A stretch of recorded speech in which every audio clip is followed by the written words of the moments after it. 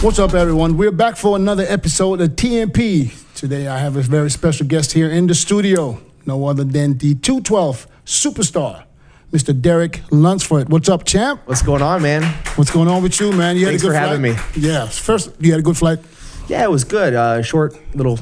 So you're from Florida, right? Yeah, I live in Florida now, but I'm originally from Indiana. So I've lived in Florida for about 3 years. Oh, okay. So you just basically new in Florida. So, but you're used to the warm weather, so it's not that bad. Yeah, I love it there. It's nice. Yeah. So, Derek, let me talk to you about you. I want to know, who was Derek, before bodybuilding, life before bodybuilding. What was happening in your life? Because you're still very young, right? Yeah, I'm 27. I'll be 28 in about a month. Okay. I've been a pro since 2017, so for a few years now. But before all that, I've always been an ambitious kid growing up. I was, massive into sports. I was doing every sport I could get my hands on. And I really took wrestling very seriously in high school. So I thought that was going to be my path. And so I went to college for a short period of time on a scholarship to wrestle. And then in college, something told me like, maybe this isn't for you. Maybe you should switch gears and, go get your degree. So I got a business degree. And in that time, the only thing that stayed consistent was me in the gym training. And I knew nothing about bodybuilding, but all I knew is that I loved to work out. I liked how it made me feel. I liked how I could transform my body. And then I thought, well, I see these other guys in the gym, massive and, strong guys. And I was asking them, what are you doing? I'm a bodybuilder. I said, well, what's that? What do you mean you're a bodybuilder? Well, I compete in the NPC. Mm-hmm. And I was like, whoa, okay. So that's kind of where I got my start, was in college at just the rec center. So you basically just lifted weights because you want to get a little bit bigger or stronger for wrestling? Yeah, well, it was mainly for wrestling first, and I was thinking wrestling could be like lead into fighting or something like that, but that was like a very short period of time where I was thinking maybe that. But then I found out, like I said, with some friends in the gym, what bodybuilding was. I watched guys like yourself, a lot of your videos, Jay, everyone that was competing at the time. And yeah, I liked the way you guys trained and looked, and I thought, man, like maybe if I dedicate myself to bodybuilding like I dedicated myself to wrestling, maybe I could be there one day. Yeah. Did you wrestle like in championships? Yeah. So in high school, I graduated as a 130-pound wrestler. So I went to college supposed to be a 133-pound wrestler, and my coach said I was a small 141-pound wrestler. So that was about 100 pounds ago. Yeah, well, about 100 pounds. 100 pounds is like an average person. So you basically went to the gym, and like almost everybody, they go from wrestling or go from playing football into lifting weights, and then they fall in love with lifting weights and end up being a bodybuilder. So when did you decide to say, okay, I want to be a bodybuilder and I want to compete, and I'm going to be somebody? So like I said, I watched a lot of your guys' videos and stuff, but I was watching a specific motivational video, a bodybuilding motivational video on YouTube. I was about to go into the gym one day, and I really had no reason to train legs hard, but I needed to find a reason that day. And I was watching this video, and I for some reason, it just resonated with me. And this was back in 2014, and I'll never forget it. I was sitting there, and I said, you know what? I looked at myself in the rearview mirror, and I said, I'm going to be a bodybuilder. I said it twice to myself. Who was in the video? Anybody. It was anybody. I remember. Okay. I remember specifically. I seen Flex Lewis in there, and I had no idea who he was. But I was like, I think I can build a physique like something like that. Yeah. And I had no idea who he was. That was 2014. 2014. How old were you at that time? 21. Yeah, 21. So 21 years old, you're looking at Flex Lewis and other bodybuilders, and you said, okay, I want to be a bodybuilder. So you go to the gym, you bust out a leg workout. Yeah. And great workout. Yeah. So 2014. So when did you start competing? 2015. I said I'm going to give myself one full year to learn, and I went from the gym to the library to get on the computer, to study, to learn how to train like a bodybuilder. Mm-hmm. That's where like I said, I was finding guys like you, and I was watching a lot of the way you trained, and Jay and everyone. I just wanted to know, okay, I know how to train like a wrestler, but how do I train like a bodybuilder to become that? Because I want to dedicate myself to that. And so I said, I'm going to give myself 1 full year, and I'm going to come back in the spring of 2015, May, and I'm going to compete for my first show. So did you do everything on your own? Or did you have anybody that who taught you how to diet or how what to eat and what not to eat? Yeah. So my original coach, I met him in Indiana. He had a supplement store in our small little hometown. And I walked in. I said, "Hey, man, thinking about competing. Could you help me? I heard you were a coach." And his name's James Brown, JB Prep, and he was helping me for several years up until now, where I'm with Han. Okay, so he was with you from the beginning. From the very beginning. I like that story. I like that. So he basically looked at you and he said, "Okay, yeah, listen, I think I see something there." Yeah. Because it all went really, really fast for you. Because I didn't know who Derek Lunsford was until you came up to the first Olympia, And I don't want to fast forward too quick, but so you competed 2015. 2000, what year you won the USAs? So 2015, I was a welterweight, and I wasn't even a full welterweight. I was actually maybe 160 pounds, and the cutoff's like 5 more pounds above that. So I probably could have even been like a lightweight or something. So I was a welterweight, and I won the Indianapolis Championships because I'm from Indiana, and I just wanted to compete in that one. And then I went to Junior Nationals, and I won my class in Junior Nationals. And actually, Christian Salcido is the one that won the overall there. He's a pro now. And then, 2016, I was a middleweight and decided I'm going to do the Indy Pro Show. But that was before the Indy Pro Show. Because the Indy Pro Show was in 2017. It was the Midwest Battle of Champions, and I was. So you're talking Pro Show already in 2000? Oh no. So because you said Indy Pro. Indy Pro. That was the next year after I competed. It was called the, not to get it confused. It was the Midwest Battle of Champions. Dave Bowers is the promoter there, and so I wanted to go do that show because it was the first show that he'd ever promoted. I wanted to support him, and it was just, I already knew it was going to be a huge show. Like a lot of great competitors came, a lot of good NPC competitors came and competed in that. So I won the overall. That was my first overall win. I was a middleweight, and I went on to Junior Nationals, and I won the middleweight Junior Nationals and the overall. And then, so we're talking 16 now. Yeah, this is the second year I competed in 2016. Second year. And then I went to USA's and I got second. So it was kind of like pump the brakes on this pro card. And then that was the next year. Okay, I thought, for whatever reason, the USAs that you won in 2017 was your first USAs. So that was your second US. So that's still pretty fast. You started in 2014. No, you competed 15. 2016, you already placed second at the USAs. That's huge. For basically 2 years of taking it serious as a bodybuilder. Yeah. So were you basically, when you came out of college, so did you stop wrestling completely, or did you try to do 2 sports at the same time for a little bit? I definitely was not doing 2 sports. It's kind of contradicting each other. If I was trying to do wrestling versus bodybuilding, I wanted to go all in with one. Or for me at least, I wanted to go all in for one. So at the beginning, in probably 2012, 2013, I was still thinking I'm going to be a wrestler. And then 2014, I decided I'm going to be a bodybuilder. Yeah. So you gave up wrestling completely? Completely. Yeah. I miss it. Was it hard? Yeah, it's still hard. I still watch. I watched the. So did you see yourself going somewhere in wrestling? I mean, like. No, I mean the guys I was wrestling against are there now. They're in the Olympics. I was just watching them on the World Trials like last week, the week before. So yeah, of course I miss it. It was my first love. It was a passion of mine. It's never gonna leave me. And so yeah, I just knew, like, you just have it in your heart. I don't know about you. I don't know about anybody else. But when you have something in your heart and it's pulling you a certain direction, I think you should listen. And that was what I did. It was very difficult. I thought, man, I'm a failure. I'm a quitter. I'm quitting wrestling. I put everything into this. But I just knew something else was out there for me, and that's where I found this. So were your parents a little disappointed in the beginning? No, they were just always supportive of whatever I chose. As long as I was a good kid growing up, that's all they cared about. It's just because I remember I went through this, and I know a lot of other people that went through this with their parents because, especially wrestling. Wrestling is a famous sport in college. Yeah. And when you go to bodybuilding, parents be like, what the fuck you want to do bodybuilding? What's that crazy? what kind of sport is bodybuilding? Where you want to go? My dad was the same.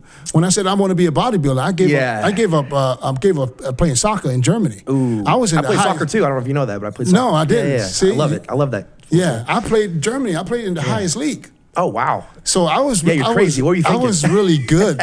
But here's what happened for me. I can tell you real quick. Yeah, I want to know. I started. It was back in the early '80s. Okay, you weren't around back then. 93. But that was the breakdance season. Breakdance started because I remember I came back to the U.S. stayed with my grandma for it's like for a long time, and then I realized breakdancing was really big on the streets of cardboard, and I kind of picked that up. So when I went back, I started breakdancing in Germany. I was one of the first guys that was doing things that I learned in the U.S. that these guys didn't know. Wow. So there were a lot of breakdance competition in clubs. Every weekend there was a different club that had a different breakdance competition. And I'm cleaning up the shows. Get out of here. And wait. What did you weigh? How big were you? Probably I say 60, 170, somewhere around there. All right. Pretty good size. So guy. I was still active soccer player. Our team, we played Sunday mornings. So now I was in the club Saturday night. I come home like 3 in the morning, and then I'll be on the soccer field at 10. And it's just, I got to the point where I couldn't do it anymore. So I said, you know what, I want to dance because I'm young. I'm talking 17, 18, 19 years old, girls in the clubs, everything was perfect. I said, fuck soccer, I want to dance and enjoy myself, Yeah. And this is how it started. And then I started, and I had a contract. I had a manager, I had a dancing contract where I was basically dancing every weekend for crazy. money, And I remember my dad had to sign the contract because I was not even 18 years old. And then, then bodybuilding started, back then as an 19-year-old in Germany. Because a lot of people know I started in 92, but that was in 84, 85, I was 19. And I started bodybuilding for 6 months because curls for the girls. Of course, man. And then I get it. I was there. I competed as a junior, won a show, and then they told me I can't go to the nationals because I'm not German, so I stopped until 92. But that's why I know my parents, when I said bodybuilding, like, what the hell is wrong with you, bodybuilding? Yeah, they had no idea what bodybuilding was. Yeah, because I know your moms. I remember I met your mom. She is the biggest fan. Oh, super supportive. She actually did the show that I was at this past weekend, Mel Chancey's show over in Tampa. Right. She did that show last year. Super Your proud mom of her. did that show? She did that show. What do you mean she did the show? She competed? She competed in the show at figure. Get out. Figure. No, she did. Her transformation is... How old is your mom? She's in your 30s? Oh, man, why are you quizzing me right now, man? No, she's 50. Yeah. Is she? So, yeah. Oh, okay. Yeah. So she did the show. I didn't know she compete. Yeah. I never, to be honest with you, when we had the conversation, she brought it up to me. She's like, this was after I competed, obviously. She's always super supportive of me. But she's like, Derek, I think I want to do a show. And I said, honestly, listen, I'm supportive of you, but I don't know if it's going to be for you. This is a lot harder than you think it's going to be. It's not just about, eating clean and working out. It's a lot tougher than that. What do you think made her said, I want to do this too? I mean, did she watch you having success? Yeah, definitely. Think that motivated her? Always supporting me and going to all my shows and stuff like that. Her and my grandmother. So they've always been supportive of me in all my sports. But did I meet your grandmother too? That one year in Vegas? I know you had to have met her. She's met everybody. Yeah. She's made a point to meet everybody. Maybe it was your grandmother that I'm talking about. I remember at the Orleans, at the check-ins. Yeah, probably both of them. The whole family was there. Yeah. They're always super supportive of me. And no, she just said, like, maybe I want to try this. I want to do it. And I said, competing, I think it's great that you're, living the lifestyle, but maybe competing, it's harder than you think. I don't know if it's going to be for you or not. And she said, well, I want to do it. And she just put her foot down and did it. Joe Weider's Olympia here in Orlando, Florida. A little bit strange coming out of Las Vegas for all of those years. Good evening, and welcome to the event that nearly never happened.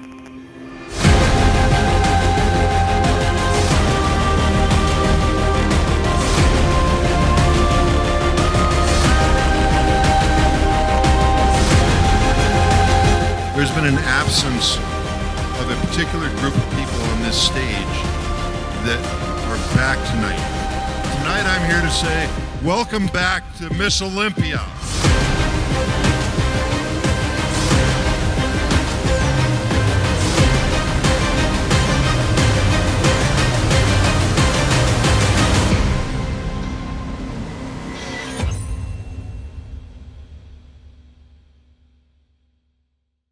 You forgot you got her genetics. Oh, man. So, you know, I know, right? You know, how you going to tell her that it might be too hard for her when you got her genetics? Well, I remember that she used to do like other fad diets, right? And like many people, right? They always do these fad things, like take a pill or do this workout or whatever, and you're going to get in shape in 30 days.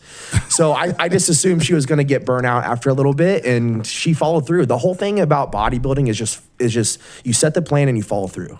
And so she did it, and I'm super, super proud of her now for it. So well, yeah, absolutely. I mean, she went on stage. Not a lot of people can say that, you know. No way. So fast forward to 2017 at that time. You come back for the USAs, you know, just placed second the year before. So you came back. Of course, obviously, you want to win. You win the USAs. This is the first time I hear about a Derek Lunsford. And then you turn around and just win the pro show immediately, like a couple of weeks. Was it a couple of weeks after the USAs? Yeah, I remember how the shows lined up. I remember 5 weeks out from doing the USAs. I've always been the type of person that you got to focus on the first goal at tasks, right? You got to focus on that first show before you move on. But I knew 5 weeks before the USAs that the Tampa Pro was the next weekend. So I knew it was from a Saturday USA show to Friday Tampa Pro show. So 5 weeks after the USAs? No.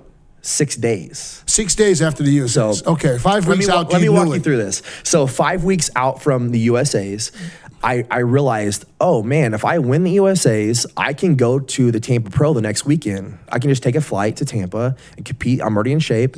I'll just go compete in the Tampa Pro and let's see how I do. And if I do well there, if I win, that gives me a ticket to the Olympia. And that's a dream come true of mine. So that's kind of how that lined up. So as soon as I came off stage, I remember JM asked me like, you know, how do you feel or whatever. He asked me and I said, well, how do I go to Tampa? How do I get a contract to go to Tampa? He kind of gave me this shocked look. He goes, we'll make sure to send that to you. So, yeah. So take me through. You win in the USAs. Now you get your pro card. You didn't even have your pro card in your hand, and you're already going to Tampa. Yeah. So you're basically going to Tampa without your pro card just by winning the USAs. Yeah. So now you just won the USAs. I know your motivation's got to be over the roof, but now you go mess with the big boys. Oh, yeah. Next thing you know is you standing backstage at the 212. Was it 212? 212. So you standing backstage, and it's a different ball game. Yeah. But you go in there and you win. So walk me through winning the USAs, going to Tampa, and qualifying for your first Mr. Olympia all in 1 year. Yeah, that without question was a time of my life. I mean, come on, that was every kid's dream come true, right? That's an aspiring bodybuilder. So when I was at Tampa Pro and I was backstage pumping up, I didn't know what to expect. I thought maybe I had a chance of winning, but I knew, other veteran bodybuilders were going to be there. And if they won, then you know what? I'm just going to come back next year. I'm going to, keep working hard.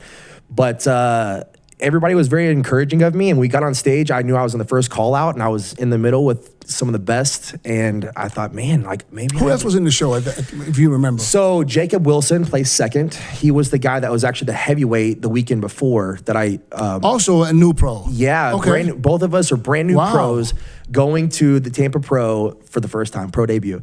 And then Samuel Haddad placed third. He was kind of the front runner to win it that weekend. And we all kind of thought maybe he would pull it off. But with me and Jacob in there, it was a good mix. Mm-hmm. I think it surprised a lot of guys. And then, we had several other guys in there too that was really good, Olympian competitors. But yeah, that year was a time of my life. And like I said, I didn't want to jump the gun and say it before now, but 5 weeks out from the USAs that year, again, I knew the way it all lined up. I could possibly go to the Olympia. And I told the guy I was training with, I said, man, something in my heart, once again, just like leaving college wrestling, I said, something in my heart is telling me I'm prepping for this year's Olympia. So you go from a USA high to a Tampa Pro even higher. Yeah. So now you got how many weeks to the Olympia? I think it was 6 more weeks. See, where most, I'll say most guys would say, okay, I'm gonna sit out and I'm gonna just get better.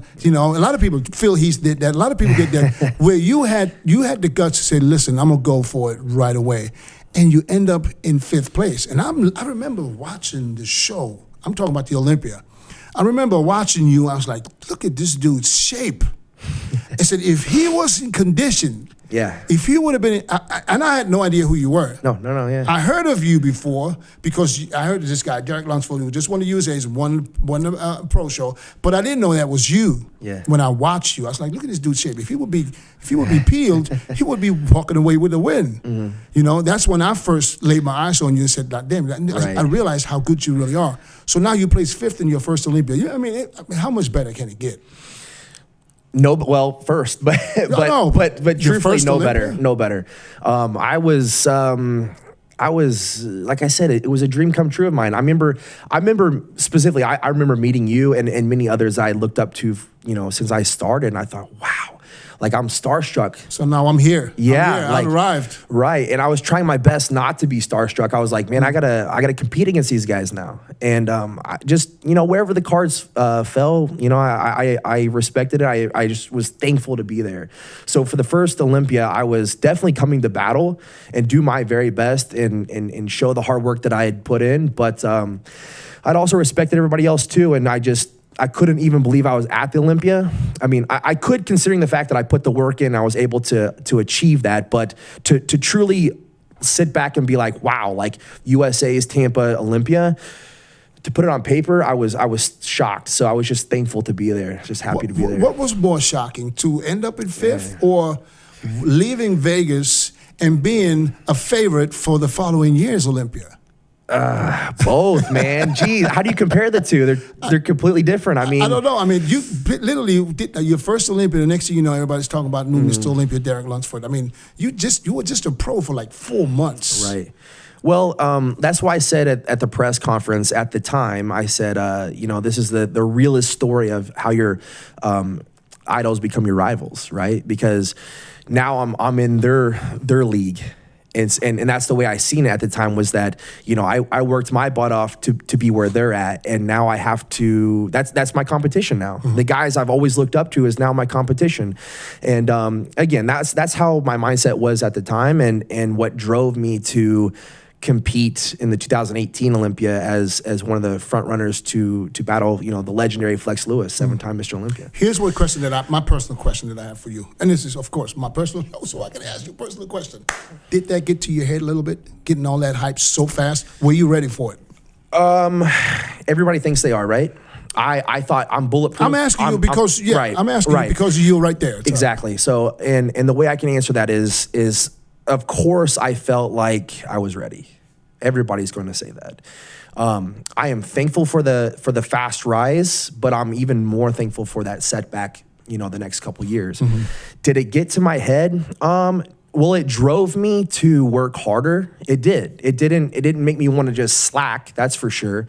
But the way I see it is, I always speak on behalf of the word equanimity. And to me, a lot of people don't know what that was. I don't even know what that was when it was told to me the first time. Equanimity to me means not getting too high, not getting too low with anything that happens. So when staying grounded, staying humble, that kind of zen, being. But it's hard to stay grounded when you get blown up as a person, and it's too fast, and I can understand that. So you need to take everything with a grain of salt. That's why. That's what I'm talking about, is that with all the hype, all the positive things being said to you, that's great and all, but if that's what you're feeding on to work harder, then it can be very destructive in the future. Mm-hmm. So you need to realize why you're actually doing what you're doing, and doing it for yourself, and because you love it and you're passionate about it, and you just want to be the best you can possibly be. Not because of what other people are saying, that, oh, you're the front runner, you can be Mr. Olympia, and all the nice things people are saying, because then when somebody says something negative to you, or if something doesn't go your way, it's not quite as shocking either, mm-hmm. right? So kind of being level-headed and grounded, like you said. So did it get to me? Yeah, because it drove me positively to train harder, not to slack off, but to train harder. But I should not have let that get to me at all. I should have been able to just do this for myself, mm-hmm. And just kind of ignore all of that and just do it because I remember why I started, because I loved it. Does that make sense? Yeah, but it makes sense, But I also I somewhat understand it, because mm-hmm. I know how it is when you win You win. I don't know. I don't know how it is to win the US. I mean, I won the USA's, and I felt like, because USA's that's a very, very special That's show. a prestigious title. Yeah, that's the most prestigious amateur title in the US. I'm gonna say it, and that's just the way it is. Because I don't know about now, because back in the days, I remember when I won the USA's, there was only one single pro card. Yeah. Okay, if you win the USA's, people know who you are. You don't have to put IFBB Pro in front of your name. That wasn't necessary back then. Mr. USA. Yeah, you can say Mr. USA's, but you don't put IFBB Pro so-and-so, that wasn't necessary. But I also felt like, my shit's good. Yeah. It was my first USA's, and I won the overall first time. Dang. So, but I came back and did the Night of Champions, Yeah. and I went into the Night of Champions I was like, I'm going to whoop some ass. Yeah. And people were saying, I'm going to whoop ass. And I got smoked.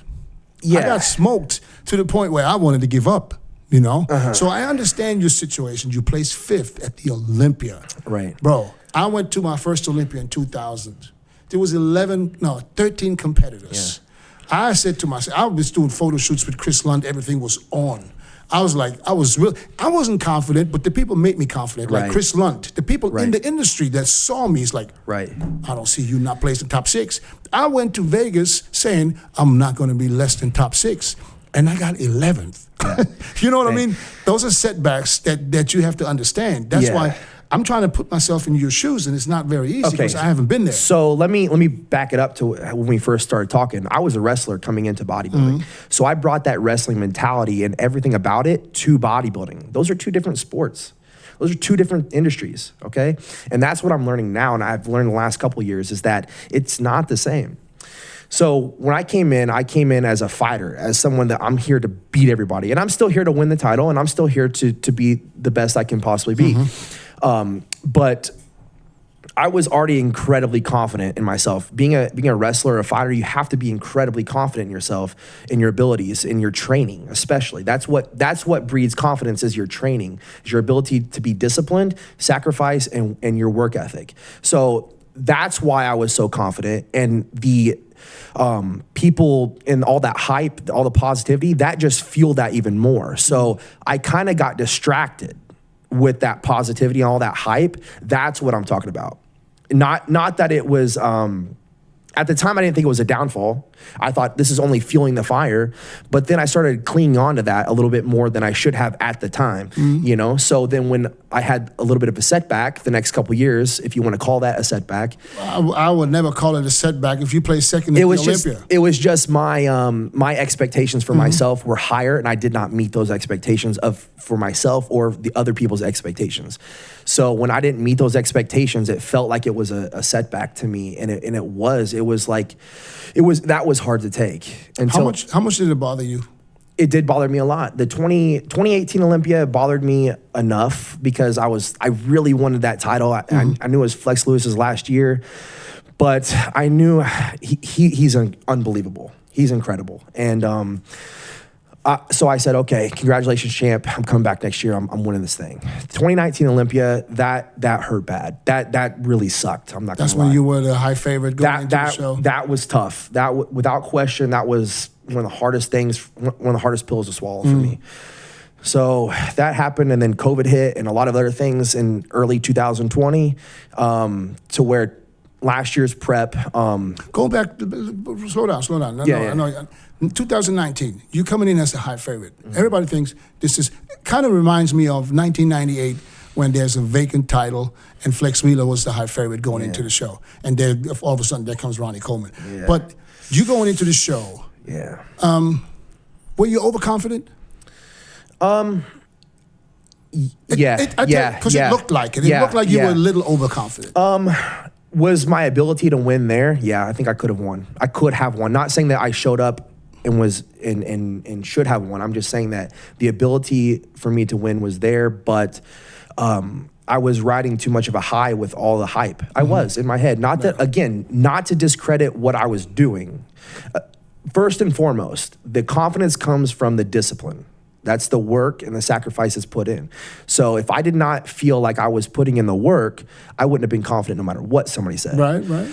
But going along with that, to add the fuel to the fire was that hype. And yeah, I think it was at the time, a little distracting. So was it kind of like a wake up call?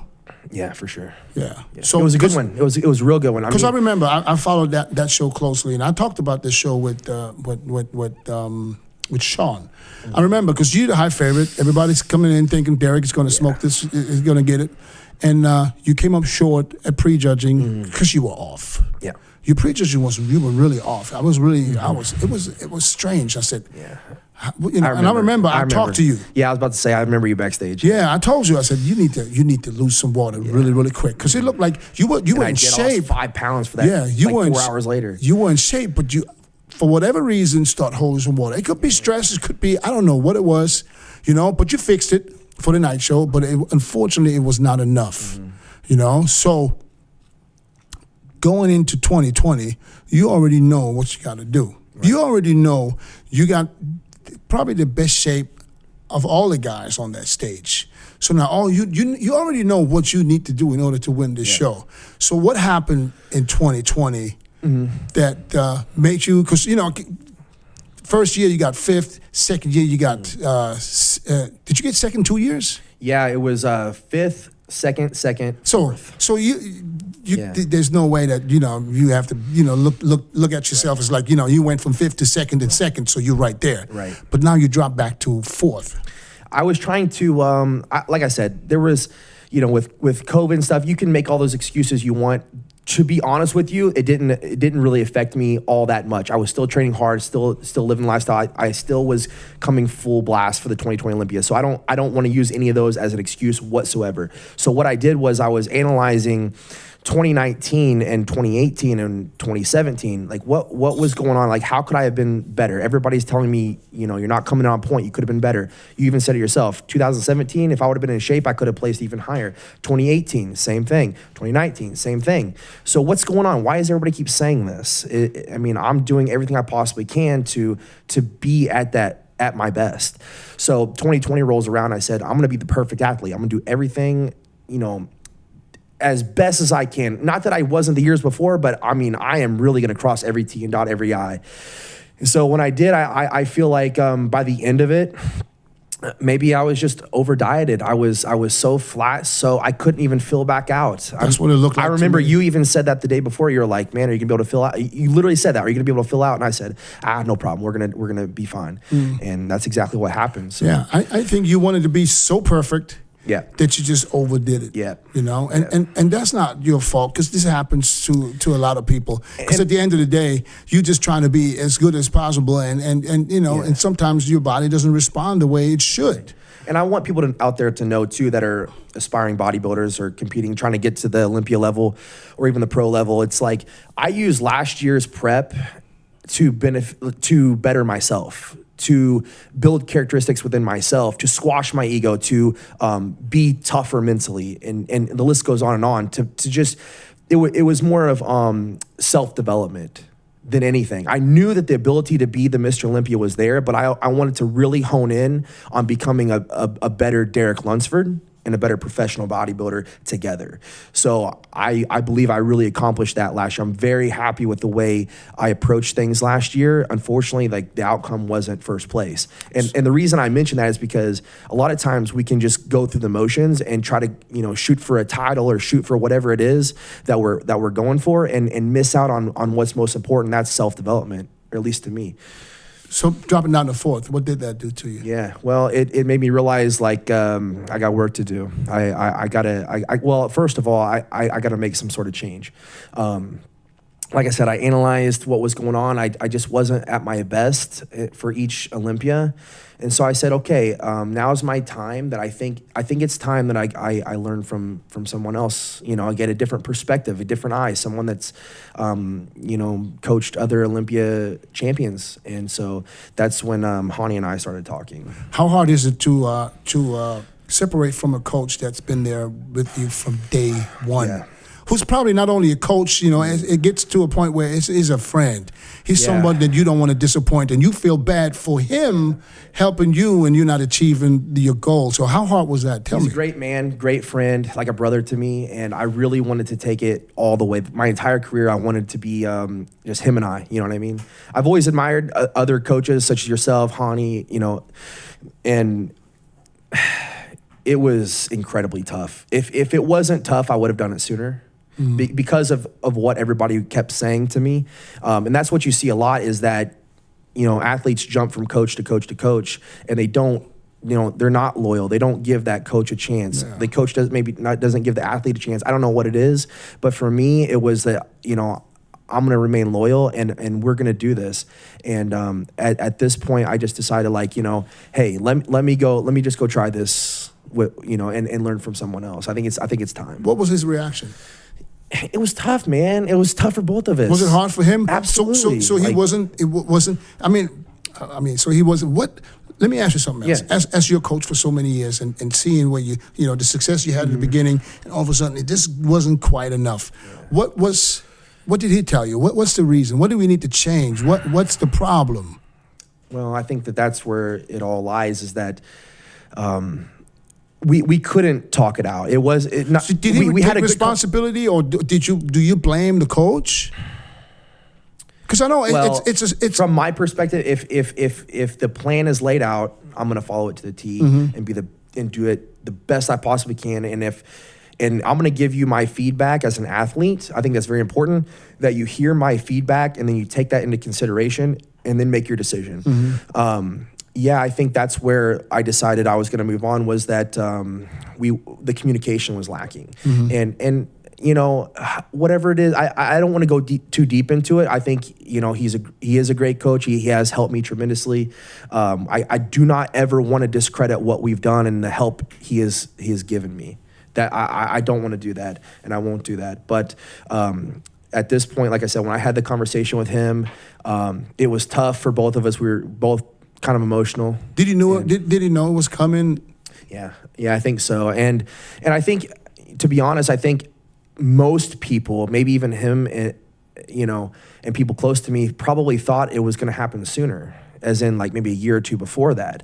But I think that just shows my loyalty and my belief in him, is that I did stick around and we did accomplish more Olympias, top 5 Olympia, you've been in the top 5 since you're in the Olympia. So he took me from a kid that knew nothing about bodybuilding and said, hey, I just want to put on a couple pounds, to, helping me with every single show that I've done.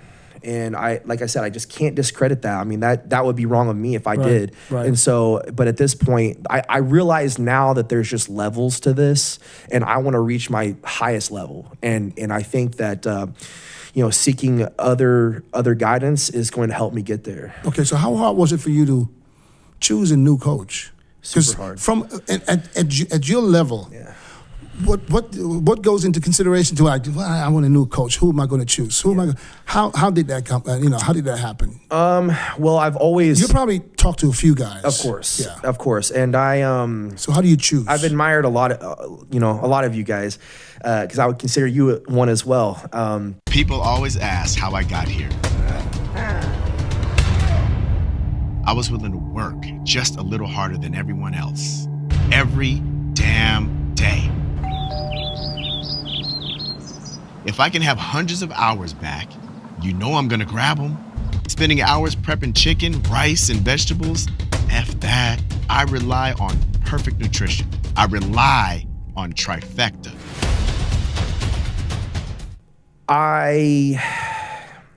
One, track record and how their athletes show up. And whenever you're talking with them, if they're hearing what you have to say, and then they're giving you valid information, like if you have a question, they're giving you, they're backing up with, facts, or with their opinion, let's say.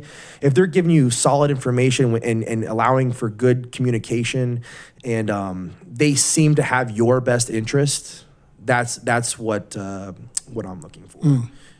I mean, you chose. I mean, it's open honey run, but in the end, I think you absolutely chose the right guy, because if anybody can get you there, you know, then I think Harney is definitely one of a very few that can get you there. Right. It's just a matter of the game plan. And, you know, but I'm sitting here looking at you at 250 pounds. I mean, how much muscle do you have to lose in order to make weight? That's a good question. To make 212. So why are you suffering to make 212 when you maybe, tell me this, what weight do you look your best?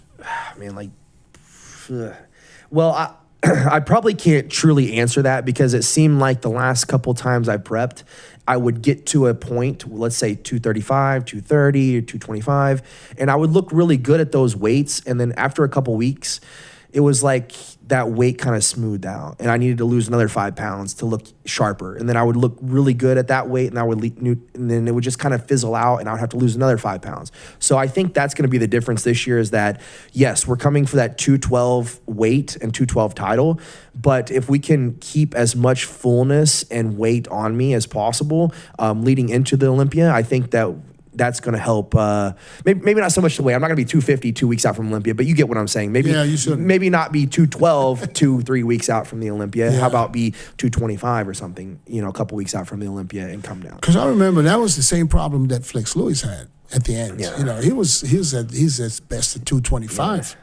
So why lose 10 pounds of muscle and not only risking losing 10 pounds of muscle, but risking being flat?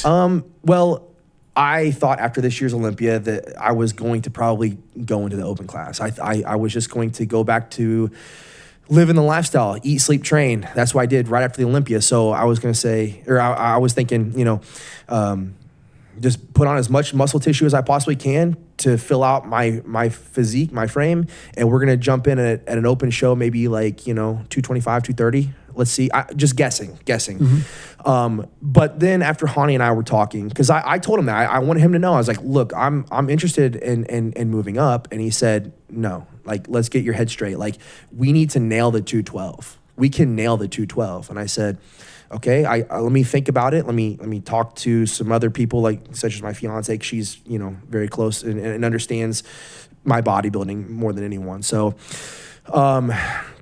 So I talked to her and I was like, what do you think? Like, do you think it's going to hurt me, hold me back? Or do you think I should, you know, go for that 212? She said, I think he's going to have your best interest. And she goes, I agree with you with that as well. That I think that you should give him that opportunity to not just give him the opportunity, but I think you should both go into it as in this is an opportunity for you both to accomplish something that has eluded you for several years, something that you could have had possibly in the past. And if you go ahead and go open, maybe you'll regret it. Just give it at least one more year to do this. I think Hani has your best interest, 100%. Yeah. But I also think that Hani doesn't know what you look like at 225 or 230. So maybe that could change. So that's a good point. I'm glad because he had that same issue with Hani. I'm glad you mentioned that because I told that to him. I said, well, we had a talk. We have long talks. When we talk, we talk for a while usually. We get it all out there and we talk pretty frequently too. And I told him, I said, listen, this is kind of what's in my head as an athlete is that, you know, I'm afraid that, you know, coming down, like I'm not going to be my best, but maybe I am. I don't know. I want your perspective, but maybe this is holding me back if I was to be heavier.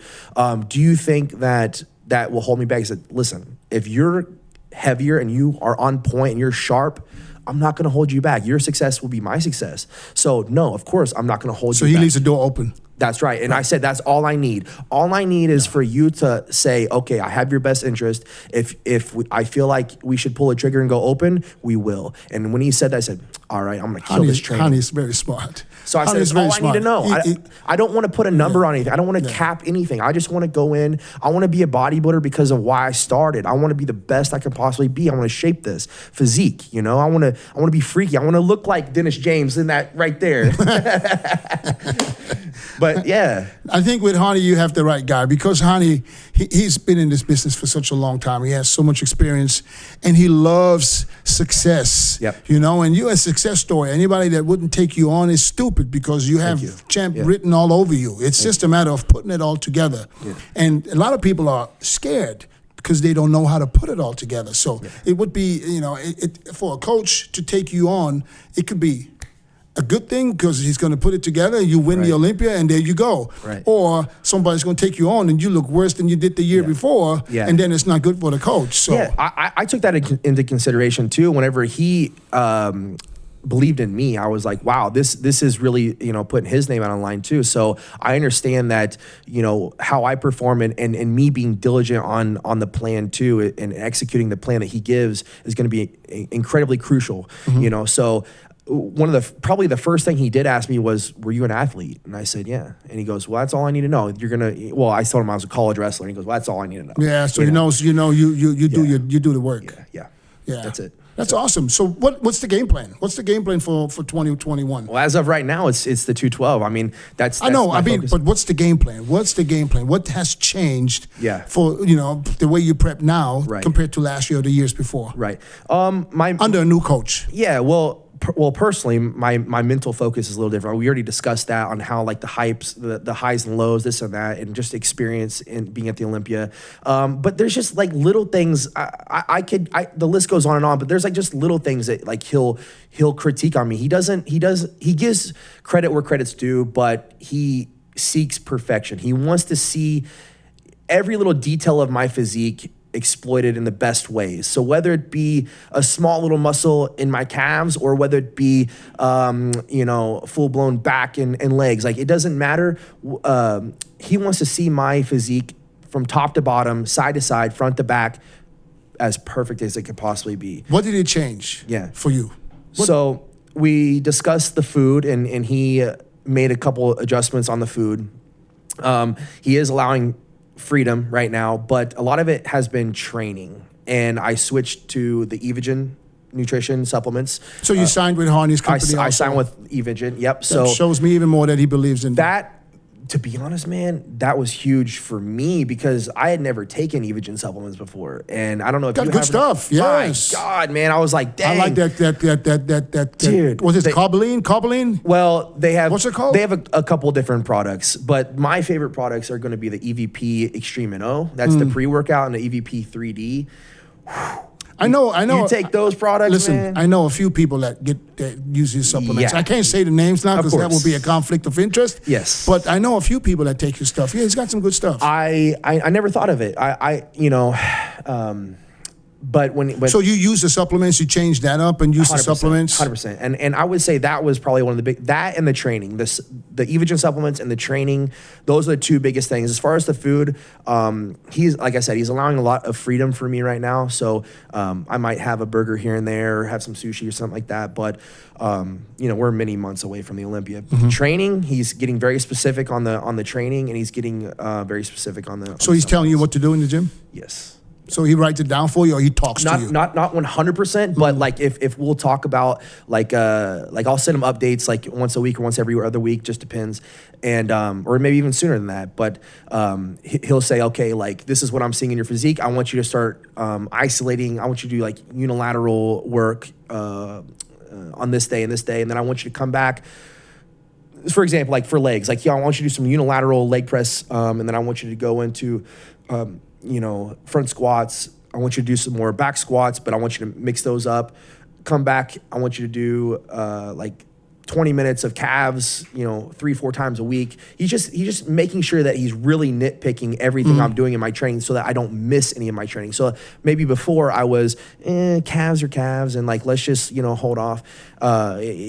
How important are they? Very important. Very important when it comes to me and him. Now that we're seeking perfection. So we're just trying to be as well-rounded as we possibly can. Like I said, from top to bottom, front to back, side to side, and then, like I said, throwing in the supplements, it's keep me full and round and feeling good. So, what, if anything, on your physique did he critique and he said needs to get better? Yeah, like I just mentioned, calves for sure. So he pointed out the calves. Calves, legs as a whole. So you think size-wise need to get a little bigger in size? Just keeping the fullness. I think me, if I were able to keep my fullness in the 212, then that's what we're looking for. I think that's what I realized a little bit, that when you flatten out, it's the legs and the chest. Yeah. Those are. So he wants me to hammer those so that like if we do come down, we come a little flat. You're not going to be flat at all. Right. Because right now, I mean, if you look at you now, everything's full and round. Yeah. That's why I'm like, maybe it would be better in the open. You know, Yeah. It's a little bit in the back of my mind. Yeah. I think he just. I think right now he doesn't want me to think 212 open, nothing like. I think he just wants me to just listen to the advices that he's given me from training and the supplements, and just go in and give 100 every day, update him, make sure that everything's on point and going consistent, and it has been. So, and it was a refresher for me too, right? Being with someone new and someone at his caliber, it's like it makes me step up my game, and it makes me love it even more and want to do it even more. Do you realize that the fans, because in the beginning fans jump on the bandwagon, do you realize fans like they give up on you? Yeah. But you know what? I admire that though a little bit. Yeah, I do. You do? Not. How can you admire? I don't I admire. Like I admire as in not as in like I think that's a good thing. I don't mean it like that. No, I don't. But I'm admiring as in like I'm watching that. Yeah. I see that. I know who really has my back and who's just a bandwagon person. That's what I meant. So that's why I don't say I like it, but I kind of like it that I was able to see, when I had those setbacks, who was still there, who was really still there, and then who tried to jump back on. And that's nice that you're able to see that. Yeah. I can't help but realize sometimes when I watch you do interviews or podcasts and other people's, I sometimes go through comments and just see what people think. And I just can't help but realize that some people think you're arrogant, And I listen, I don't think you're arrogant at all, because I think if people would know you, they would know you're not. Maybe you come across arrogant to some people, I think. But what do you know? What do you think? Why? Why do people think you're arrogant? I don't know. Why do you think? I don't seriously, know. because people that are close to me, they like shake their head. They almost laugh. But do you think that you're really so too confident and maybe comes across as a little arrogance? Maybe that's why it was good that we talked about that before, like with the hype and all that. Yeah. Well, I mean, a lot of people want to be at the Olympia. A lot of people want to be a pro bodybuilder, be Mr. USA. So I think that in itself, there's some jealousy that I would be. I could be that way, right? Seeing someone like Flex Lewis being a 7-time champ, man, I would love to have that, but I don't. I admire in a good way this time. I admire what he's accomplished. Whereas some people, they don't understand what it takes to be an Olympia bodybuilder. And so, like I said, I brought that wrestling mentality to bodybuilding that drove my confidence through discipline, that the work, the sacrifice, all of that. And then along with that came the hype, and I was accomplishing things very quickly. So that in itself, why wouldn't you want to just? Success also brings along a lot of haters. That's what I'm saying. So, but let me ask you, what do you think? I think everything was a little bit too fast for you. I think it was too fast. You didn't have someone in your corner that could prepare you for what's happening. Yeah. That's what I think. I think it was just too fast. Literally, it happened from Vegas to Tampa to Vegas. It was just too fast. And then everybody's jump on your bandwagon. That's just the way it goes. Yeah. But there was nobody there to tell you, stay humble. Yeah.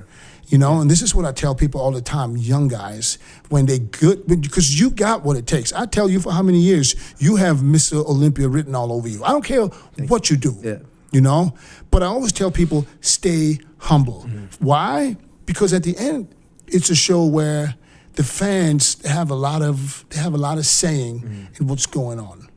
Even though there's 7 or 10 or 11 or how many judges there are, we want our ambassador who wins the Olympia or who plays us, we want the fans to be okay with that person, right. That's just what I see from outside. I'm not saying, and I'll tell this to all the fans, if you would know this guy, he's respectful, he's down to earth, Thank you. That's how I know you. Yeah. That's why I'm talking about this, because I want people to understand that it looks a little different when you're in the gym, because that's your job. Yeah. That's your job. And I have this demeanor all the time when I'm in the gym. I'm the same way. When I don't smile, I got a bitch face. When I don't smile, I have a bitch face. I feel you. I know what it's like, Yeah. And people think you're arrogant because you have this. And this is my resting face. When I rest, I'm just relaxed. Everything's beautiful. Yeah. People come up, are you okay? I'm like, if you ask me one more time, I'm about to slap the shit out of you. You know what I mean? I feel you. Right. And that's why I'm saying you're absolutely not arrogant. Yeah. You're confident. Yeah, I think my confidence came off that way. Yeah. For sure, because I was coming for that title, right? So do you think communicating more with the fans is something that would help you? Yeah, and you know, before I even came in here, I was just talking about that, is that I even had some close friends like say, hey, what's up with your post? And I said, I don't know. What do you mean?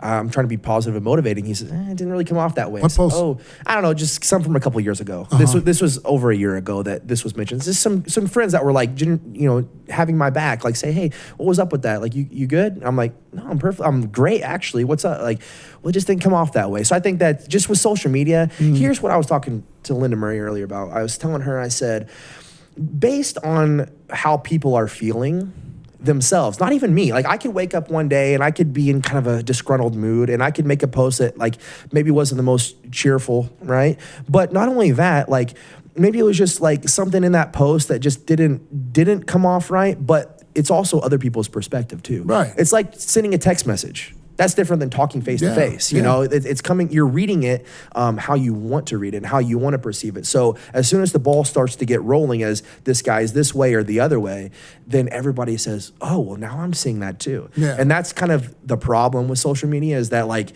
you know, what you're putting out there might not be actually what, you know, you're trying to put out. What's being perceived is not what you're trying to put out there. Yeah. So, because you can write whatever you want and mean and don't mean it. Yeah, that's why I believe, and that's why I do what I do, and I believe interacting with the fans. Yeah. So the fan, because your personality doesn't come across in pictures. Yeah, your personality doesn't come across in training videos because you're a different person when you train, because you're intense and you're a warrior. Yeah. But your personality will come across when you talk to people. You know, and that's why, you know, I mean, I think social media is actually a good thing to get out with the fans, because you can go on Instagram, you can do an Instagram live, and you can bring 4 or 5 fans on, let them ask you a question and answer the questions for people get to know who you really are. Yeah. That's the easy thing. Back in my days, that wasn't possible, because if you want to know who I am, you're going to have to wait till next month get a magazine. Get the Flex magazine, and then you're going to see exactly what I eat, if it's true or not. That's what's in there, or how I train. You know, so it's different. So I think social media is a good, and it can be a bad thing, but as long as you are who you are, as long as you don't try to be someone you're not, you know, then you don't have a problem. Because even if you're not the most nicest guy, I'm the most straightforward guy you will ever meet, which is not always taken very well. Because I'll tell you straight up, if you ask me something, you know, I say, hey, what do I look like? If you look like shit, I say, you look like shit. I'm not trying to sugarcoat it. But you know, at the end, sooner or later, the people will understand that that's who you are, and they will respect you for that. Right. You know, that's why I think for you, it's not. I mean, you have no problem. I'm just saying, for the people that think that you are maybe an arrogant person, I think for you it would be, do some Instagram lives. Let people know who you are. Let them into your life just a little bit. I like that idea. Maybe I'll have to start doing that then. I did it because of COVID. There was nothing else going on. I said, let me go live. I do that shit. I do that every 2 days. Yeah.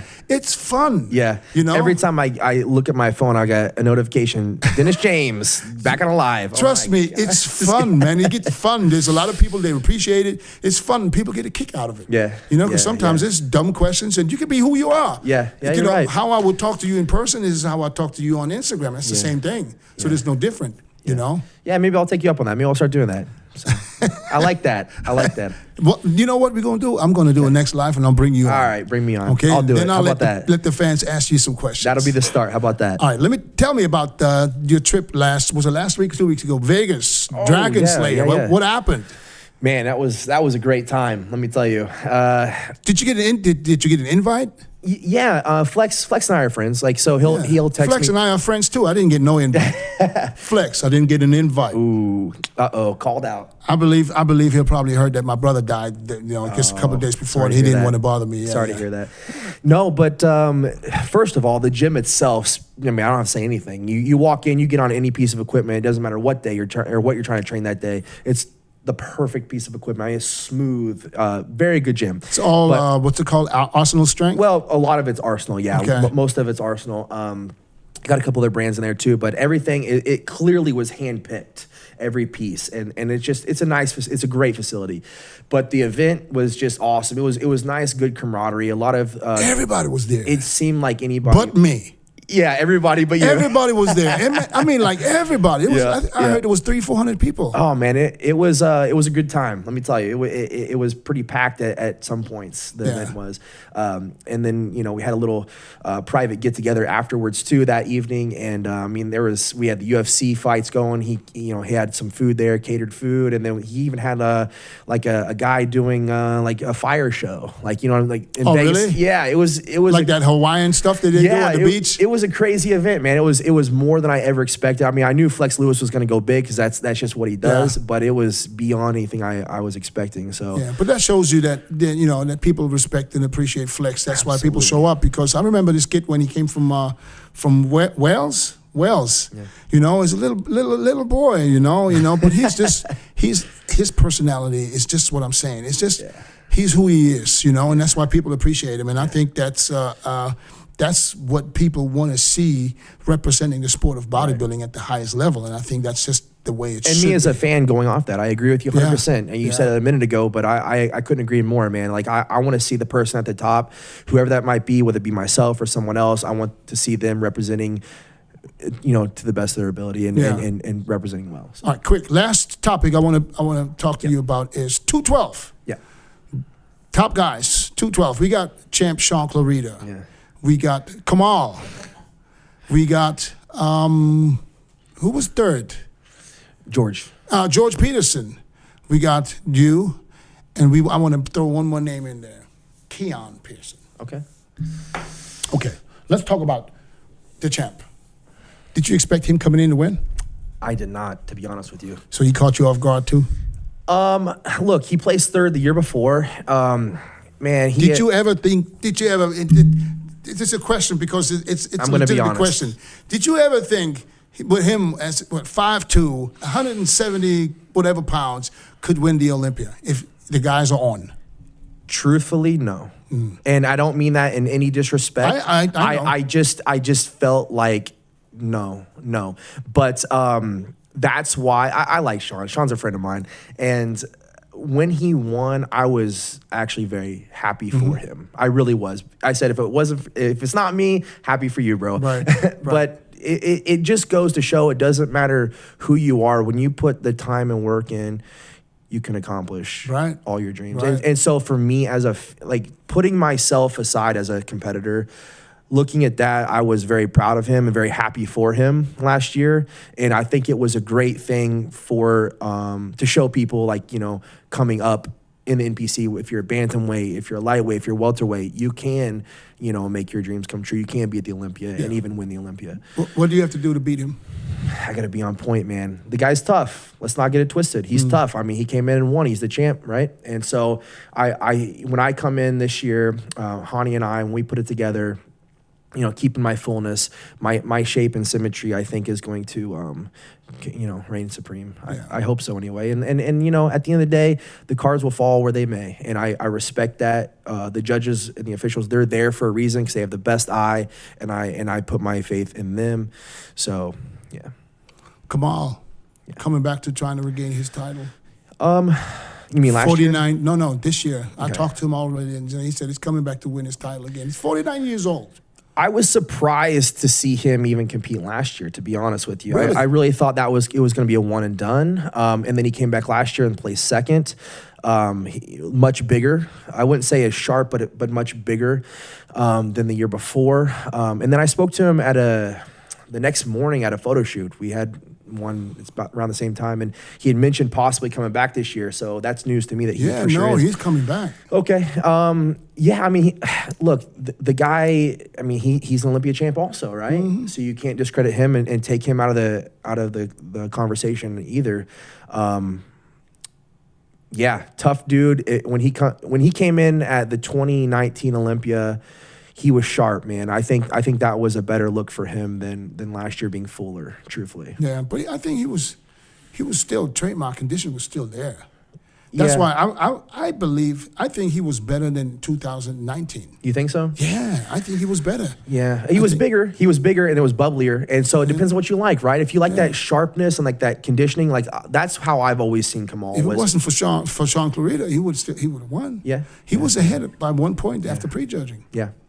Yeah, I knew it was going to come down to those two guys, and I knew it even before I stepped on stage. I could just tell back in the Airbnb.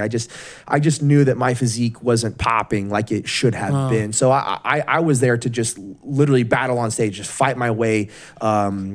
Strange thing, from the back you were right. Yeah, from behind, everything was right. Yeah, I don't know, man. From the front, I was like, how could you be everything's right from the back and not from the front? Yeah, I don't know, man. Maybe it's training. Give me your intake on Keon coming into the 212. Yeah. How big of a threat is he? I mean, he's a major threat, man. First of all, I think it was a good decision for him to move from Classic to 212. I think that was the appropriate decision for him, his career. And as a fan, I like to see him up in the mix as well. As a competitor, yeah, he's going to make me bring my A game as well. You think he's too young in the sport? It's too early for him? Based on his physique, yeah. I think.